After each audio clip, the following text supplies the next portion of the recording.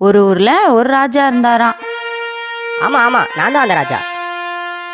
அந்த ராஜாவுக்கு ரொம்ப நாள் ஆகியும் கல்யாணமே ஆகலையாம். கதை சொல்றியே, ராஜாவுக்கு 4-5 பொண்டாட்டின்னு சொல்லாம ராஜாவுக்கு கல்யாணம் ஆகலைன்னு கதை சொல்லிக்கிட்டு இருக்க. யோ ராஜா, நான் சொல்றதுதான் கதை. நீ குறுக்க குறுக்க கேள்வி கேட்ட கதையில நீ கல்யாணம் ஆகாமே செத்து போயிட்டேன்னு கதையை முடிச்சிருவேன் பாத்துக்க. ஐயோ வேணாமா வேணாமா, நீ உன் இஷ்டத்துக்கே கதையை சொல்லுமா. அந்த ராஜாவுக்கு ஏன் கல்யாணம் ஆகலைன்னா, அந்த ராஜா ஒரு அழகான பொண்ணை தேடிக்கிட்டு இருந்தாராம். ஆமா ஆமா, ரொம்ப அழகான பொண்ணை தேடிக்கிட்டு இருக்கேன்.